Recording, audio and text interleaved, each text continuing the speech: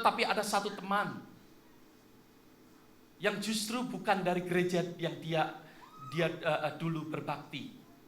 Ada teman yang membawa dia untuk membawa kepada satu persekutuan. Dan disitulah dia boleh kembali kepada Tuhan. Bukankah di kampus saudara, di mana saudara, banyak orang-orang yang demikian. Di tempat kerja saudara, banyak sekali orang-orang yang demikian. Kita mau hidup dipimpin oleh Roh atau kita takut? Kita mau taat kepada Roh Kudus atau kita takut?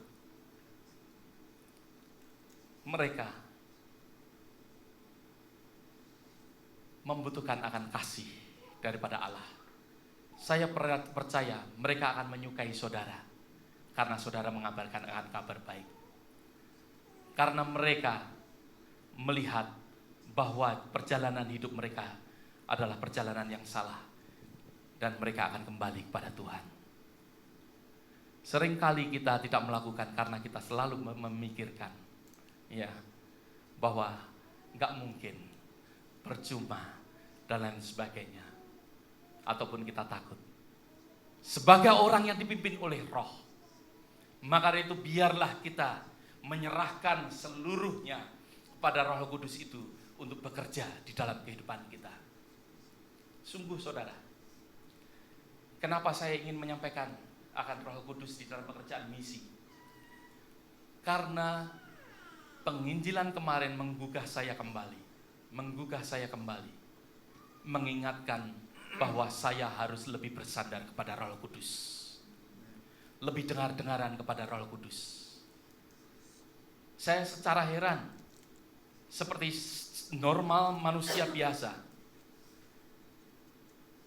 pada saat saya mendapatkan sesuatu pengertian ataupun boleh dikatakan penglihatan bahwa ada seorang perempuan yang memakai akan skirt warna merah.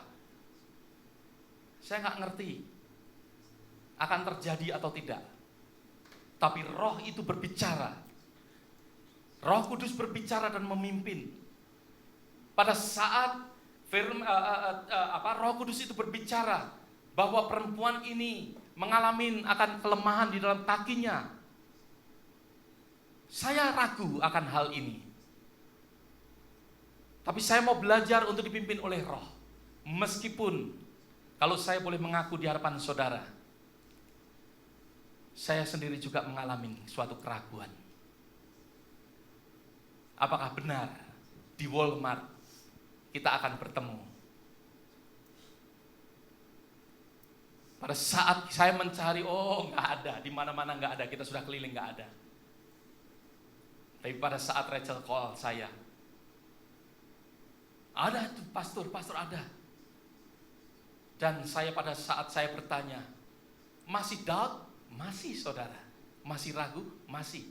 Dia akan menolak atau tidak? Masih ragu. Tapi pada waktu saya bertanya, bahwa saya katakan, bahwa Tuhan memimpin saya untuk mengatakan sesuatu kepada ibu, saya katakan. Dan ibu itu mulai terbuka, dan dia bahkan menceritakan bahwa dia mengalami back problem sehingga kakinya pun mengalami kalau boleh dikatakan mengalami lemah di dalam kakinya karena backnya problem. Tuhan tunjukkan akan hal ini. Maka itu firman Tuhan hari ini saya ingin apa yang saya terima daripada Tuhan, saya bagikan pada saudara.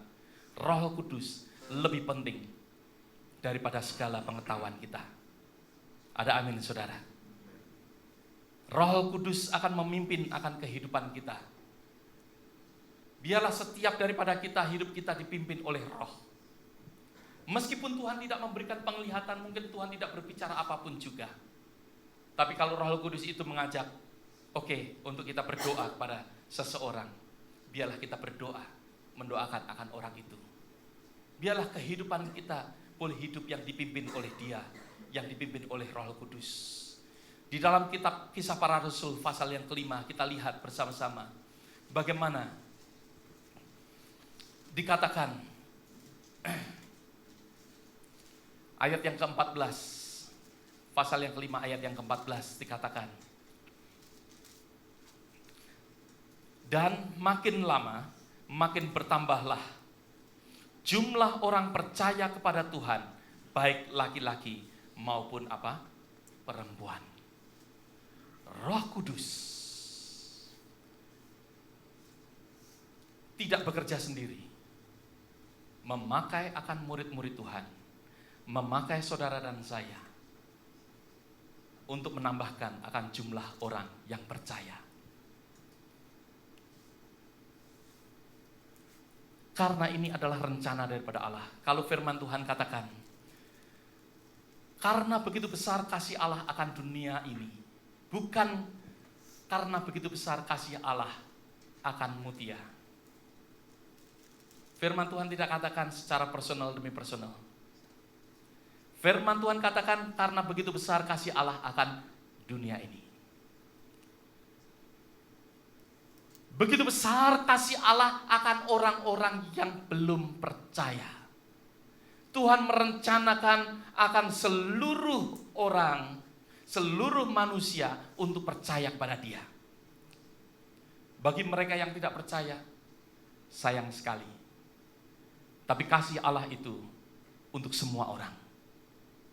Bukan hanya untuk saudara, bukan hanya untuk saya. Maka dari itu, kalau firman Tuhan Roh Kudus itu bekerja untuk keselamatan bagi banyak orang, memang ini yang dikehendaki oleh Tuhan. Memang ini yang direncanakan oleh Tuhan. Tuhan mau memakai kehidupan kita untuk berkarya, untuk bekerja bersama dengan Roh Kudus, untuk menyampaikan akan Injil Tuhan. Puji Tuhan, pada saat kita ngobrol-ngobrol sedikit Bible study, saya dengan Raymond, saat itu ada Markus di situ. Di dalam kitab Galatia pasal yang kedua ayat yang ke-20 dikatakan, namun aku hidup tetapi bukan aku lagi, tetapi bukan lagi aku sendiri yang hidup, melainkan Kristus yang hidup di dalam aku. Dikatakan di dalam 1 Kolose pasal yang pertama ayat yang ke-27b dikatakan, Kristus ada di tengah-tengah kamu. Kristus yang adalah pengharapan dan kemuliaan. Christ in you, the hope of glory. Christ in you. Kenapa saudara? Perkataan daripada Rasul Paulus. Perkataan daripada Rasul Paulus mengatakan kepada orang-orang di Kolose dan orang-orang di Galatia, mengatakan Christ in you.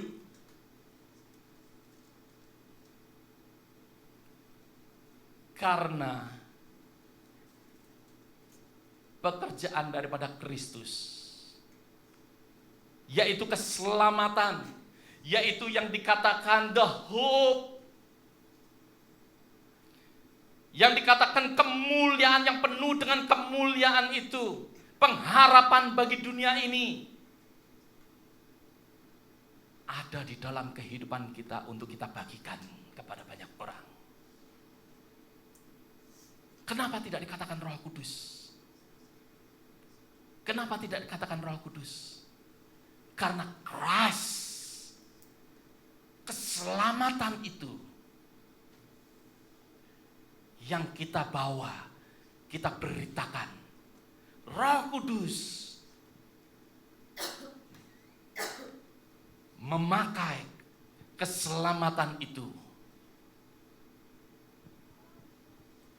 melalui kehidupan kita dinyatakan. Roh Kudus itu yang memimpin. Roh Kudus itu yang membawa kita, yang menyelesaikan akan Yesus yang saudara dan saya terima untuk boleh diberitakan bagi semua orang, bagi banyak orang. That's why Christ in you, mengingatkan akan keselamatan yang kita terima. Sesuatu harga yang Tuhan sudah bayar dalam kehidupan kita.